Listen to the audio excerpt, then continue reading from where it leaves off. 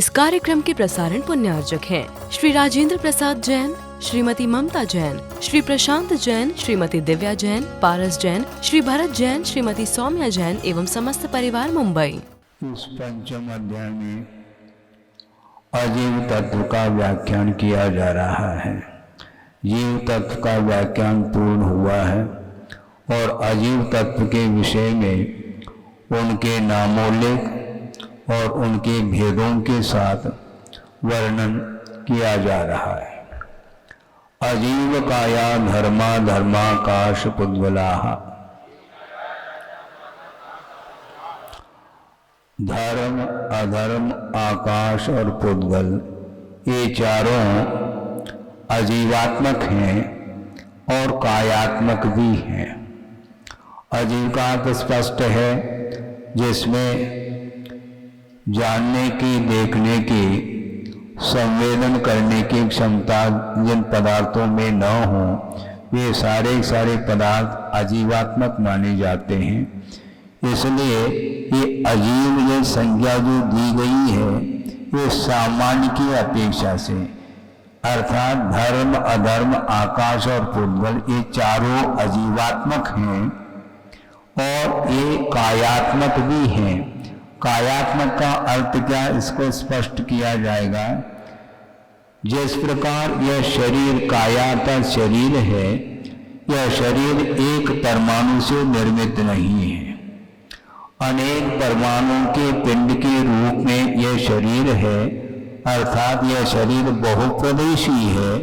इसी प्रकार जो धर्मात्मक पदार्थ हैं, वे भी एक प्रदेशात्मक न हो करके वे बहुप्रदेशी हैं, इसलिए उनके लिए काय के रूप में स्वीकार करते हैं। जैसे अभी मध्याह्न में प्रतिदिन स्वाध्याय के रूप में ग्रंथ रखा है, जिसका नाम पंचास्तिकाय है, उसमें भी काय शब्द जुड़ा हुआ है। ये पांचों द्रव्य कायात्मक अर्थात बहुप्रदेशी हैं, इसलिए इनको काय के रूप में स्वीकार करते हैं और साथ साथ ये जीवात्मक नहीं होने से अजीवात्मक माने जाते हैं।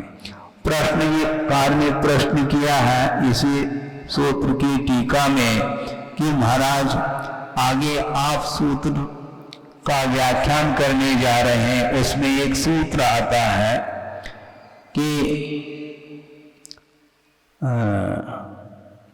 असंख्या प्रदेशाः धर्मा धर्मैक जीवा नाम एक सूत्र आने वाला है। वह सूत्र क्या बता रहा है? धर्म, अधर्म और एक जीव के पास असंख्यात प्रदेश होते हैं। जब ये असंख्यात प्रदेशी हैं, ये अपने आप ही ज्ञात हो रहा है, तो फिर इस सूत्र में काय शब्द को जोड़ने की क्या आवश्यकता है? अपने आप बहुप्रदेशी सिद्ध हो रहे हैं। इसका उत्तर ये दिया है कि उस सूत्र में जो विषय आया है वह संख्या को निर्धारित करने की अपेक्षा से सूत्र आया है, अर्थात धर्म द्रव्य, अधर्म द्रव्य और एक जीव के पास असंख्यात प्रदेश हैं। न संख्यात हैं न अनंत हैं, किंतु असंख्यात प्रदेशी हैं। इसको सूचित करने के लिए अगला सूत्र आने वाला है। किंतु यहाँ पर सामान्य रूप से धर्म, अधर्म, आकाश और पुद्गल ये बहुप्रदेशी हैं, इसको बताना अनिवार्य सिद्ध होता है। यदि नहीं बताएंगे तो जिस प्रकार धर्म द्रव्य, अधर्म द्रव्य और एक जीव के पास असंख्यात प्रदेश होते हैं, उसी प्रकार इस सूत्र में आया हुआ जो आकाश द्रव्य है वह भी कहीं असंख्यात प्रदेशी न हो जाए, इसलिए यहाँ पर बहुप्रदेशी को सिद्ध करने के लिए काय शब्द का प्रयोग किया है।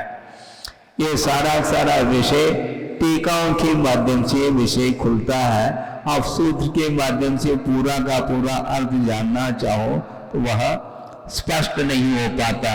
फिर भी आप लोगों के लिए, क्योंकि आपको टीका का ज्ञान नहीं हो पाता है, मान लो सूक्ष्म दृष्टि जा नहीं पाती अथवा सूक्ष्म अधिक नहीं होने के कारण, इसलिए प्रसंग के अनुरूप यहाँ पर उस विषय को भी रखा गया है।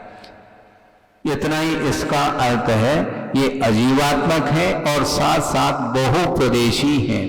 ये प्रदेश का अर्थ भी स्पष्ट कर देना चाहिए, क्योंकि बहुप्रदेशी तो है, प्रदेश का अर्थ भी क्या होता है, इसका मायना क्या है। तो एक अविभागी पुद्गल परमाणु आकाश के जितने क्षेत्र में व्याप्त होकर के रहे, उस क्षेत्र का नाम एक प्रदेश माना जाता है। तो धर्म द्रव्य, अधर्म द्रव्य, आकाश द्रव्य और पुद्गल द्रव्य ये आकाश में रहते हैं। तो धर्म, अधर्म और ये असंख्यात प्रदेशी ऐसा वर्णन आने वाला है। तो ये आकाश के असंख्यात प्रदेश को व्याप्त होकर के रहते हैं, धर्म द्रव्य, अधर्म द्रव्य और एक जीव द्रव्य। किंतु आकाश द्रव्य वो अपने आप में अनंत प्रदेशी है, सिद्ध हो जाता आगे के सूत्र के माध्यम से। तो प्रदेश का अर्थ क्या हुआ, अविभागी पुद्गल परमाणु आकाश के जितने क्षेत्र में व्याप्त होकर के रहे, उसका नाम एक प्रदेश है। उस प्रकार कितने प्रदेश वाले ये द्रव्य है, धर्म द्रव्य, अधर्म द्रव्य, आकाश द्रव्य और पुद्गल द्रव्य बहुप्रदेशी है, अर्थात एक प्रदेशी नहीं है। जिस प्रकार पुद्गल परमाणु एक प्रदेशी है, उस प्रकार ये पदार्थ एक प्रदेशी नहीं होने के कारण इनको अस्थिकाय के रूप में स्वीकार किया है। द्रव्यानि, तो ये पदार्थ जो है किमात्मक है, ये द्रव्य के रूप में है। द्रव्य का अर्थ में दो सूत्रों के माध्यम से कथन किया जाएगा अगले सूत्रों में। फिर भी यहाँ पर संक्षेप से इसका अर्थ में ये समझना चाहते हैं अथवा बताना चाहते हैं, जो अपने अपने पर्यायों को प्राप्त होते हैं वे द्रव्य माने जाते हैं। अर्थात द्रव्य हमेशा एक सा नहीं रहता, द्रव्य के अपेक्षा से वह कायम रहेगा, किंतु वह एक सा देखने में नहीं आता, उसमें परिवर्तन होना अनिवार्य है। तो वह परिवर्तन को प्राप्त होने वाला ही द्रव्य माना जाता है। अपने अपने पर्यायों को प्राप्त हो रहा था, हो रहा है और आगे भी अपने अपने पर्यायों को प्राप्त करेगा, इसका नाम द्रव्य है। तो ये सारे धर्म, अधर्म, आकाश और पुद्गल ये किमात्मक है, ये द्रव्यात्मक है, ऐसा इसका आशय है। जीवाश्च, हाँ, कोई ये ना समझ ले कि मात्र धर्मादिक ही द्रव्य है और जीव पदार्थ जो है वो द्रव्यात्मक न हो, ऐसी कोई किसी की धारणा बन जाए तो उसका भी निषेध करने के लिए जीव ही द्रव्य है, ऐसा इस सूत्र में विषय दिया गया है। अर्थात जीव भी अपने अपने पर्यायों को प्राप्त करता रहता, उसका नाम द्रव्य है। अब ये द्रव्य किमात्मक है, नित्यावस्थितान्य रूपानी, ये द्रव्य नित्य है, अवस्थित है और अरूपी है। नित्य का अर्थ अविनश्वरता का यह सूचक है, कभी भी वह नष्ट नहीं होगा। पदार्थ में परिवर्तन आना अलग वस्तु, किंतु पदार्थ का अभाव नहीं हो सकता। पदार्थ का अभाव हो जाए तो बचेगा क्या फिर? समझने के लिए एक घड़ा है पर्याय के रूप में, और घड़ा फूट गया तो घड़े का अत्यंताभाव हुआ क्या? नहीं, वह घड़ा फूट गया है, घड़ा नष्ट नहीं हुआ, उसकी पर्याय नष्ट हुई है। यदि एकांत रूप से अभाव हो जाए तो कुछ बचेगा नहीं, शेष रहेगा नहीं। इसी प्रकार इस शरीर को जलाते हैं, इसकी अंत्येष्टि होती है, दाह संस्कार होता है, तो ये शरीरगत जितने भी परमाणु हैं वे राख के रूप में परिवर्तित हो जाती हैं। इसको बोलते हैं परिवर्तन। पर्याय से पर्यायांतर को प्राप्त होने का नाम ही ये द्रवणशीलता है। अपने अपने पर्यायों को प्राप्त होता रहता है, भिन्न भिन्न पर्याय, क्योंकि अतीत पर्याय यानी पूर्व क्षणवर्ती पर्याय का व्यय होता है और उत्तर क्षणवर्ती पर्याय की उत्पत्ति होती है। इस प्रकार प्रत्येक पदार्थ में ये द्रवणशीलता बनी रहती है। इसके उपरांत भी उसका अत्यंता भाव नहीं होता है। इसको बताने के लिए ये नित्य है ऐसा कहा, और अवस्थित है। नित्य और अवस्थित में क्या अंतर है महाराज? अवस्थित का अर्थ संख्या की अपेक्षा से, संख्या का उल्लंघन नहीं होगा। जीव कितने? अनंत है। पुद्गल अनंत अनंत है। आकाश एक है, दो नहीं हो सकते। अपनी संख्या का उल्लंघन नहीं हो सकता, इसी का नाम अवस्थित है। और ये सारे सारे अरूपी हैं ऐसा कहा। इन्हें स्पर्श रस गंध वर्ण से ये रहित हैं, इसलिए इनको अरूपी संज्ञा दी गई है। किंतु प्रथम सूत्र में पुद्गल द्रव्य भी शामिल है, तो वो भी अरूपी सिद्ध हो जाएगा। फिर ऐसा नहीं, उसको पृथक रूप से वर्णन करने के लिए अगला सूत्र आ रहा है, रूपिना पुद्गलाहा। पुद्गल द्रव्य रूपी है। रूपी का अर्थ क्या? वर्णात्मक है। किंतु ये ध्यान रखना, जहां पर रूपी है वहां पर रस भी है, गंध भी है, स्पर्श भी है। आगे सूत्र आने वाला है कि स्पर्श रस गंध वर्ण वंता पुद्गलाहा। किंतु यहाँ पर संक्षेप से पुद्गल द्रव्य कोई अमूर्त ना मान लें, इसलिए उसको पृथक रूप से दर्शाया है कि वह पुद्गल द्रव्य रूपी है। और वह पुद्गल द्रव्य एक नहीं है, इसलिए सूत्र में बहुवचनांत पद दिया है, रूपिणः पुद्गलाः। यदि एक होता तो क्या बनता है? एक हो तो क्या बनेगा? रूपी ऐसा बनेगा। एक वचन में रूपी बनता, रूपी रूपिणो रूपिणः। ये यनंत है और ये पुद्गल अपने पुल्लिंग में प्रयुक्त है, इसलिए रूपिणः कहा। कौन? पुद्गलाः। जितने भी पुद्गल हैं वे सारे सारे रूपी पदार्थ के अंतर्गत आते हैं। किंतु जहां पर रूप को स्वीकार किया जाता है वहां पर रस गंध और स्पर्श भी ग्रहित हो जाते, इनका अविनाव भाव संबंध पाया जाता है। आकाशादेक द्रव्यानि।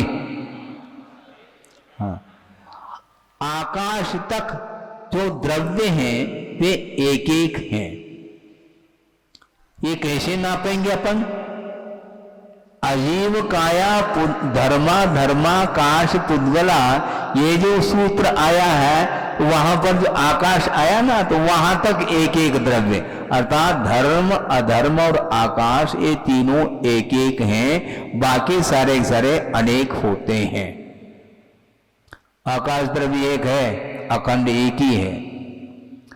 इसलिए आकाश तक, आकाशात, आकाश तक, इसको बताने के लिए यहां पर आ उपसर्ग का प्रयोग किया है। तो एक एक है, आकाशात एक द्रव्य में ऐसा कह देते। एक द्रव्यानि क्यों कहा? इसलिए कहा क्योंकि धर्म द्रव्य अधर्म द्रव्य और आकाश द्रव्य ये तीन है ना, इनको तीनों को बताना है, इसलिए बहुवचन का प्रयोग किया है। कुछ पूछ तो नहीं रहे आप? नहीं, ये चींटी आ गई थी उसके कारण हिल गया था ये। तो आकाश तक ये तीन द्रव्य माने गए हैं, धर्म द्रव्य अधर्म द्रव्य और आकाश। इसलिए आकाशात एक द्रव्यम ऐसा नहीं कहा, क्योंकि तीनों मिलकर के बहुवचनांत पद यहां पर लिखा है सूत्र में। निष्क्रियानि च, ये कैसे हैं? क्रिया से सहित है क्या? क्रिया से रहित है। कौन? जो एक एक द्रव्य है। बाकी पुद्गल द्रव्य को आप निष्क्रिय नहीं लेना, क्योंकि उस सूत्र की अनुवृत्ति है आकाशात एक द्रव्यानि, और च से आकाशात निष्क्रियानि च। इसलिए च के माध्यम से समुच्चय किया है कि आकाश द्रव्य तक जो पदार्थ हैं वे एक एक हैं और वे सारे सारे निष्क्रिय हैं, किंतु पुद्गल द्रव्य निष्क्रिय नहीं है, अपने आप ही फलितार्थ निकलता है।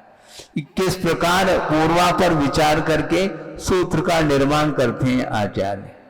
असंख्यः प्रदेशा धर्मा धर्मैक जीवानाम। धर्म द्रव्य, अधर्म द्रव्य और एक जीव द्रव्य, ये इनके पास कितने प्रदेश हैं? असंख्य प्रदेशा, ये असंख्यात प्रदेशी हैं। असंख्यात प्रदेशों की अपेक्षा से इन तीनों द्रव्यों में समानता है। धर्म द्रव्य, अधर्म द्रव्य और एक जीव द्रव्य के पास असंख्यात प्रदेश होते हैं। आकाशस्यानन्ताः, आकाश के पास कितने? अनंताः। क्या अनंता? प्रदेश की अनुवृत्ति है, इसलिए ऊपर के सूत्र से यहां पर ले लेंगे कि आकाश के पास अनंत प्रदेश है, इसका अंत नहीं है। कहां तक है हमारा प्रदेश? आकाश द्रव्य कहां तक ना पूछो, जहां तक है वहां तक है। हाँ, इसका उत्तर यही मिलेगा, कहां तक है? जहां तक है वहां तक है। फिर पूछेंगे कहां तक? अरे कहां तक क्यों पूछ रहे हो? जहां तक है वहां तक है। किस रूप में? अनंत प्रदेशी है। अनंत प्रदेश का अर्थ उसका अंत थोड़ी होता है। अंत हो तो हम अंतात्मक बोलेंगे, अथवा उसको संख्यात प्रदेशी हो तो संख्यात प्रदेशी बोलेंगे, असंख्यात प्रदेशी हो तो असंख्यात प्रदेशी के रूप में स्वीकार कर लेंगे। किंतु सूत्रकार ये कहना चाह रहे हैं कि आकाश द्रव्य कितने प्रदेशी हैं? तो अनंत प्रदेशी हैं, ऐसा कहा है। संख्या संख्याश पुद्गला नाम। अब पुद्गल द्रव्य का नंबर आता है, उसमें कितने प्रदेश हो सकते हैं? कुछ पुद्गल संख्यात प्रदेशी हैं, कुछ असंख्यात प्रदेशी हैं, और चकार से कुछ पुद्गल द्रव्य अनंत प्रदेशी हैं, ऐसा इसका आशय है। हाँ, अनंत प्रदेश, हाँ अनंत प्रदेशी हैं। यदि विकल्प होता है, जिज्ञासा हो सकती है तो आगे रख सकते हैं, अपने आप ही उसका समाधान मिल जाएगा। नानो हो, किंतु जो स्कंदात्मक पुद्गल द्रव्य हैं वे तो संख्यात असंख्यात अथवा अनंत प्रदेशी हैं, किंतु जो अणु है उसके पास बहुप्रदेशिता नहीं। अणु के पास प्रदेश नहीं, ऐसा नहीं लेना। न अणु हो कहा महाराज, अणु के पास प्रदेश नहीं है ऐसा अर्थ नहीं, किंतु अणु के पास बहुप्रदेश नहीं है, ये इसका तात्पर्य है। प्रसंग में बहुप्रदेशता का वर्णन चल रहा है, इसलिए ऐसा न हो कि अणु के पास भी बहुप्रदेशता हो, नहीं, किंतु अणु के पास बहुप्रदेशता का निषेध करने के लिए नकार का यहां पर प्रयोग किया है, न कि प्रदेश के अभाव को सूचित करता है। आपने ये कह दिया कि लोकाकाश में इनका जब अवगाह है, फिर इस सूत्र को बनाने की क्या आवश्यकता है? धर्मद्रव अधर्मद्रव वो भी तो लोकाकाश में तो रह रहा है, आप ही कह करके आए, पुनः उसको क्यों आप लोकाकाश का पुनः वर्णन करना चाहते हैं? विशेषता के साथ वह रहते हैं, अर्थात कृष्णे लोकाकाशे, यानी धर्म द्रव्य और अधर्म द्रव्य लोकाकाश में रहते हुए भी संपूर्ण लोकाकाश में व्याप्त होकर के रहते हैं, इसको बताने के लिए सूत्र आया है। अर्थ यह है, ये इस प्रकार आपके घर में किसी कोने में घड़ा रखा हुआ मिलता है, वह जिस प्रकार घर के एक कोने में स्थित है, उसी प्रकार लोकाकाश के किसी एक कोने में धर्म द्रव्य हो, किसी एक कोने में अधर्म द्रव्य हो, ऐसा कोई अर्थ न ले। इसलिए कृष्ण का अर्थ संपूर्ण लोकाकाश में वह धर्म द्रव्य अधर्म द्रव्य व्याप्त होकर के रहते हैं। कृष्ण लोकाकाशे अवगाह इत्यर्थ, संपूर्ण लोकाकाश में इन दोनों द्रव्यों का अवगाह है, ऐसा इसका आशय है। एक प्रदेशादिषु भाज्य पुद्गला नाम,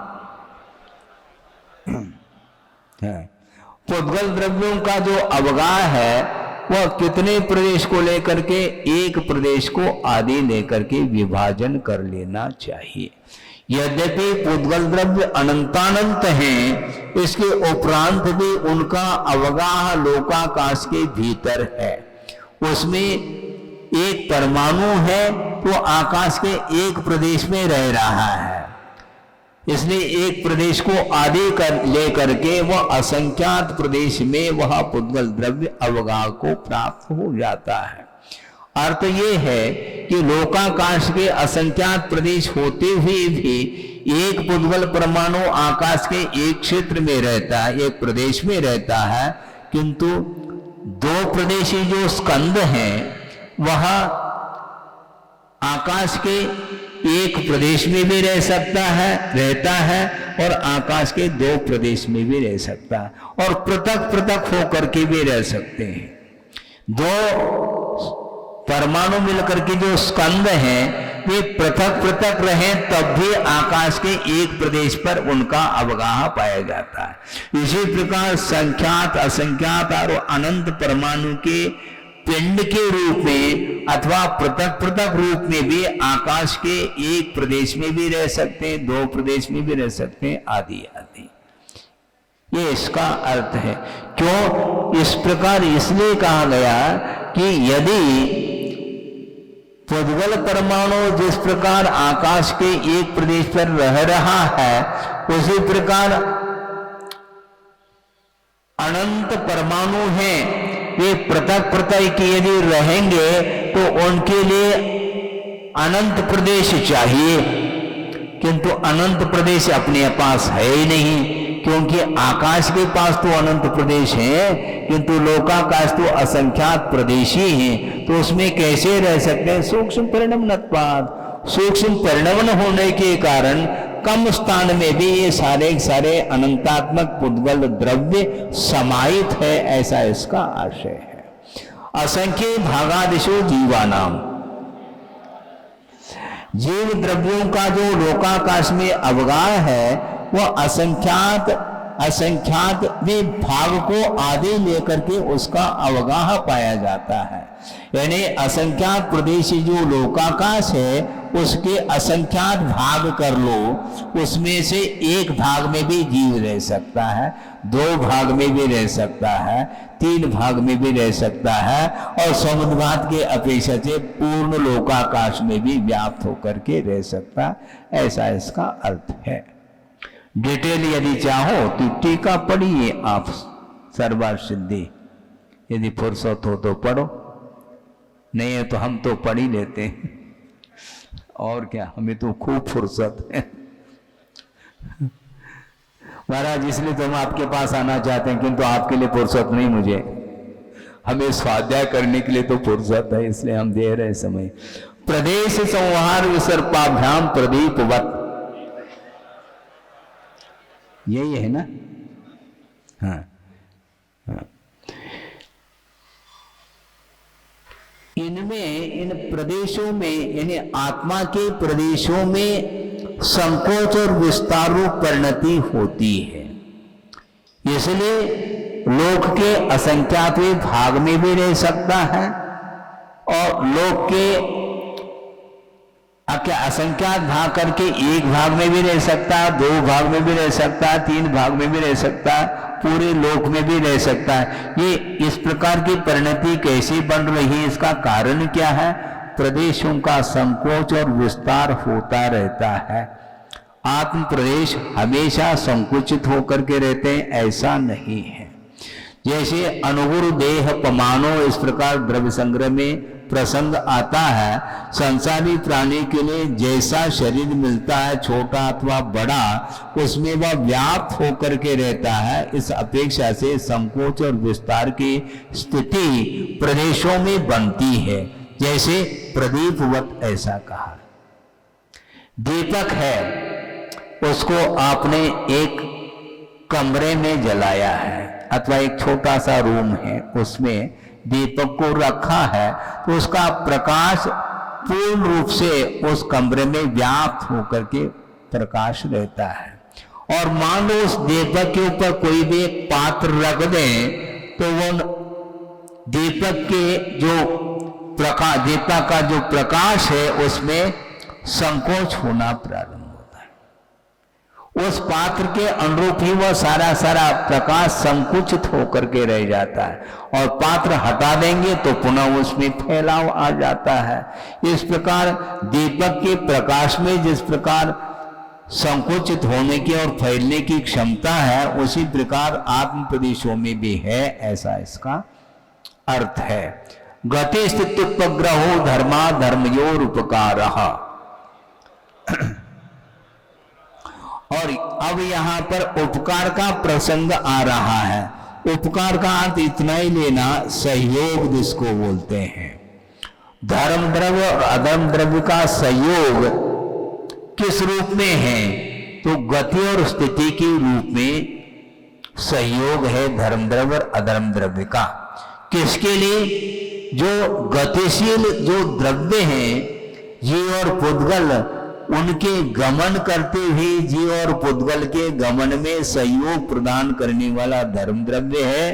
और जीव और पुद्गल द्रव्य जो गमन कर रहे हैं वो कहीं रुकना चाहे तो उसके लिए अधर्म द्रव्य सहयोग प्रदान करता है, ऐसा इसका अर्थ है। किंतु सहयोग प्रदान करते हुए भी ये दोनों द्रव्य उदासीन रूप ही उपस्थित रहते हैं, किसी भी जीव और पुद्गल को गमन में प्रेरणा नहीं देते। आप प्रेरणा की बात करते हैं ना, धर्म द्रव्य अधर्म द्रव्य प्रेरणा नहीं देते हो किसी, तुम चलो। छोटा बच्चा है वो आपके साथ आया है, घरे चलो, वो बोल रहा है, आपको उठा रहा है वो। इस प्रकार धर्म द्रव्य आपको उठा करके कहीं ले जा रहा हो, ऐसा नहीं। आपकी इच्छा यदि जाने की है खजुराहो छोड़ करके, तो धर्म द्रव्य है पर्याप्त। यहाँ से बॉम्बे जाना हो तो बॉम्बे तक भी वो है। जाने का मन आपका हो तब उसके लिए वह सहयोग प्रदान करेगा, आपको प्रेरित नहीं करेगा। इसी प्रकार अधर्म द्रव्य भी आपको ठहरने के लिए बाध्य नहीं कर रहा है। आप ठहरना चाहें तो आप ठहरिएगा। हाँ, परस्पर में यदि मान लो प्रेरणा दे देंगे तो दोनों द्रव्यों में संघर्ष हो जाएगा, क्योंकि आपको चलने के लिए धर्म द्रव्य प्रेरित कर रहा है और अधर्म द्रव्य ठहरने के लिए प्रेरित कर रहा है। तो आप ठहर पाएंगे न चल पाएंगे। ऐसी स्थिति में क्या स्थिति बनेगी? लेकिन ऐसा होता नहीं है, वो उदासीन निमित्त है, ऐसा इसका अर्थ है। जिस प्रकार रेल के गमन में पटरी एकमात्र सहयोग है, वो कभी भी पटरी चलाती नहीं है, ट्रेन को चलने में सहयोग प्रदान करती है। हाँ, चलाने लग जाए तो फिर पेट्रोल की जरूरत क्या है? फिर अपने आप बिना पेट्रोल की गाड़ी सरपट भाग जाएगी, ऐसा होता नहीं। किंतु चलने की क्षमता उस ट्रेन में है, किंतु चलाने में वह सहयोग प्रदान कर रहा है, इसका अर्थ है। आकाशस्यानन्ताः आकाशस्यावगाः। यहां पर उपकार की अनुवृत्ति आ रही है। आकाश का अवगाह रूप सहयोग है। समस्त द्रव्यों के लिए अवकाश देने रूप जो कार्य है वह आकाश द्रव्य का कार्य है। इसके उपरांत में संसारी प्राणी कहता है तुम्हारे लिए हमने जगह दी है। अच्छा, तो फिर आकाश का क्या कार्य रहा? फिर हमने जगह दी है आपके लिए। एक एक इंच के लिए लड़ता है, जबकि समस्त पदार्थों के लिए आकाश द्रव्य ही जगह दे रहा है, और वो कहता मैं दे रहा हूं आपके लिए, तुम क्या दोगे? व्यवहार में ये बात आती है, किंतु वस्तुतः देखा जाए ये समस्त द्रव्यों के लिए स्थान देना, अवकाश देना आकाश द्रव्य का ये कार्य है, अथवा सहयोग प्रदान करने रूप कार्य। शरीर वांग मना प्राणापाना पुद्गला नाम। पुद्गलों का उपकार क्या है? शरीर, वचन, मन और श्वासोश्वास, ये पुद्गल द्रव्य का उपकार है। यानी पुद्गल द्रव्य यदि वह परमाणु रूप जो परिणमन कर रहा था वह पुद्गल द्रव्य, वह यदि स्कंद के रूप में परिणमन न करे तो शरीर की रचना कैसे होगी? तो शरीर की रचना करने में भी पुद्गल का ही सहयोग है, हाथ है। उसके पास हाथ नहीं लेकिन फिर भी सहयोग दे रहा, हाथ है मतलब और सहयोग देता है। शरीर की रचना कैसे हुई? बिना पुद्गल के सहयोग की हुई है क्या? नहीं। इसी प्रकार भाषा वर्णाएं भाषा के रूप में परिणत हो रही है, इसमें भी पुद्गल द्रव्य का ही सहयोग है। इसी प्रकार मनोवर्णाएं मन के रूप में परिणत हो रही है, उसमें भी पुद्गल द्रव्य का ही सहयोग है। इसी प्रकार श्वासोच्छ्वास की जो क्रिया हो रही है उसमें भी पुद्गल द्रव्य का ही सहयोग है, ऐसा इसका आशय है। इसके बाद सुख दुख जीवित मरणोपग्रहाश्च, हाँ, पुद्गल द्रव्य के इतने ही उपकार है ऐसा नहीं, और भी कुछ उपकार है। सुख दुख जीवन और मरण, इसमें भी पुद्गल द्रव्य का संयोग है। आप सुखी होंगे, साता वेदनी का उदय होगा तो आप सुखी होंगे। तो साता वेदनी कर्म ये पुद्गलिक है क्या और कुछ है? पुद्गल द्रव्य है, उसी का उपकार है आपके लिए, है।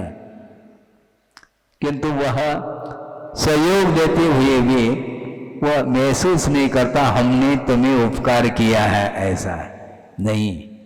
सुख दुख, असाता वेदने का उदय हुआ, आप दुखी होने लगे, तो आपके दुखी होने में सहयोग कौन दे रहा है? पुद्गल द्रव्य, असाता वेदनी के कर्म के उदय से। जीवन किसके अधीन है? स्वाधीन है।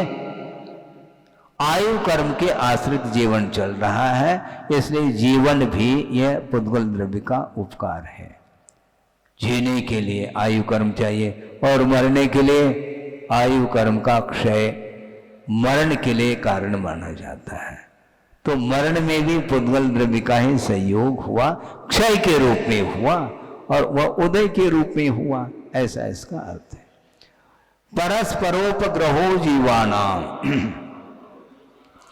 अब जीवों का परस्पर में सहयोग क्या है? क्या है सहयोग? है क्या नहीं? क्या है बताओ? एक जीव दूसरे द्रव्य के लिए सहयोग देता है। एक मालिक है और उसका दुकान है बहुत बड़ा, और उसने दुकान में नौकर को रख रखा है, और नौकर के लिए सहयोग कौन प्रदान कर रहा है? मालिक, दुकानदार। और दुकानदार के लिए वह नौकर भी सहयोग प्रदान कर रहा है, ये ध्यान रखो। इसको बोलते हैं परस्पर उपकार, क्योंकि वह नौकर दुकान चला रहा है और उसके माध्यम से दुकान चल रही है और आप संपन्न हुए हैं उसके बदौलत। मालिक आप हो, किंतु यदि दुकान नहीं चलाए तो कैसे चलेगी? अपने आप पहिए लगे हैं क्या उसमें? किंतु उस नौकर के लिए कौन सहयोग दे रहा है? वो मालिक दे रहा है।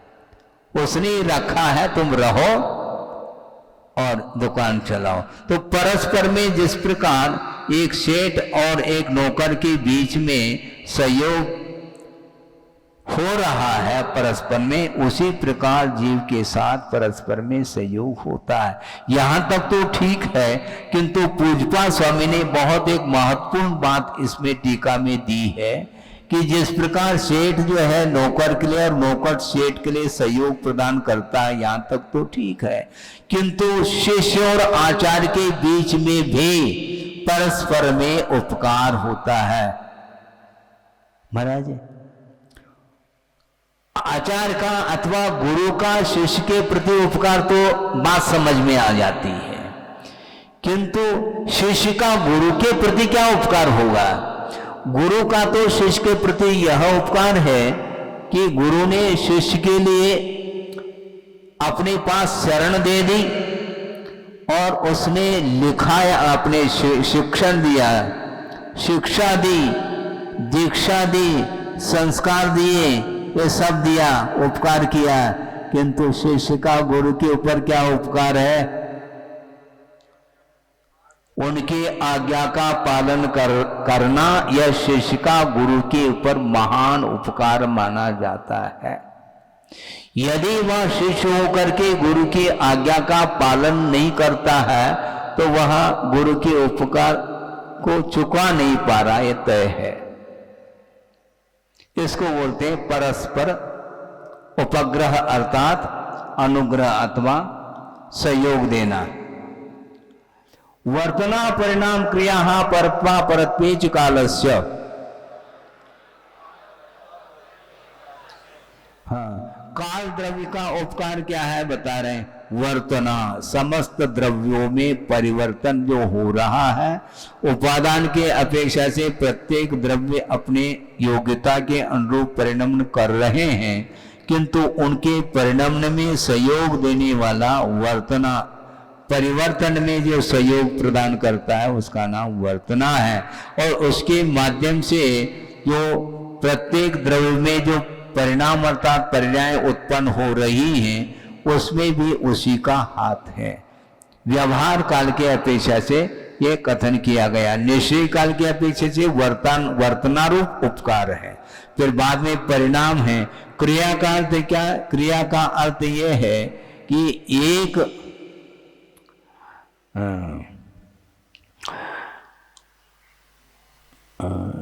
आया था यहाँ पर प्रसंग,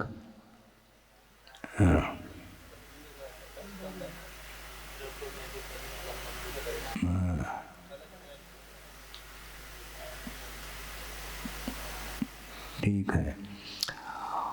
द्रव्य की